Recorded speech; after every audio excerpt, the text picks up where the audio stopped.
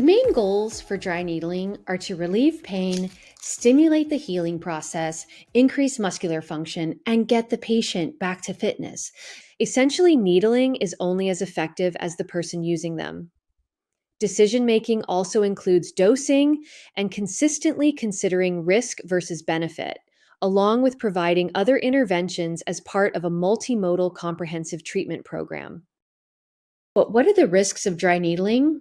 Number one, bleeding and bruising. So sometimes the needle can puncture a tiny little capillary and the patient will bleed.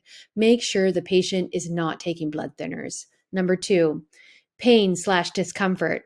I call it soreness, but everyone has a different level of sensation. Some people may describe the twitch response as an intense cramp. Others may report of a deep ache that may refer. Some people will feel the sharpness during the treatment. It's very important to adjust your treatment style to accommodate your patient's comfort. The best results are when the patient feels safe and when their nervous system isn't overstimulated. Number three, pneumothorax. This occurs when a needle punctures the lung, causing air to leak into the chest activity. This can cause chest pain, shortness of breath, and in severe cases can be life-threatening. This is typically due to incorrect technique and the practitioner not knowing their anatomy. Number four, dizziness or feeling high. So patients will sometimes feel a bit of fatigue since needling sometimes affects the sympathetic nervous system. In my experience, patients will feel a little high or off, but they sleep really well. Again, dose how you feel appropriate and just keep checking in with the patient. So I'll finish up by sharing a few techniques I use for specific problems I see frequently. The first is direct insertion. The needle is inserted into tissue longitudinally to the belly of the muscle. This is sometimes called static needling, where the needles are inserted into a line of muscles contributing to a pain pattern. The needles are left 1 minute to 10 minutes, sometimes longer. Common areas are the erectors along the spine. Number two, pistoning. In this technique, the needle is inserted into a trigger point and moved up and down in a rhythmic motion. This stimulates blood flow. It creates a twitch response, sometimes again and again, and it's bringing controlled micro damage to the tissue.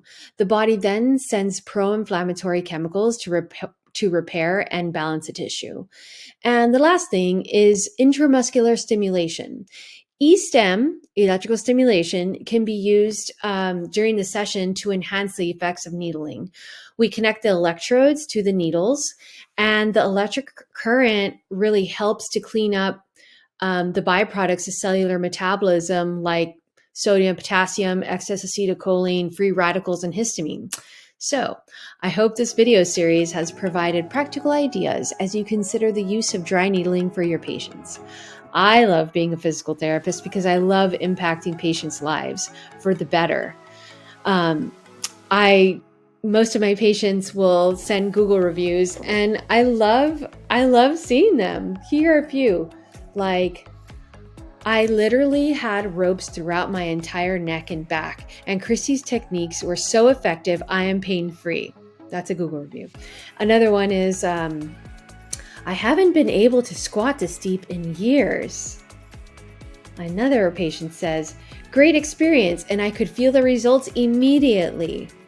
Another patient, I've never experienced a therapy that has been this effective. It's life-changing. Yes, dry needling is life-changing. For more information on dry needling, see the provided links in the description section of the YouTube video. For more information on Blue Diamond dry needles, contact North Coast Medical or your authorized dealer.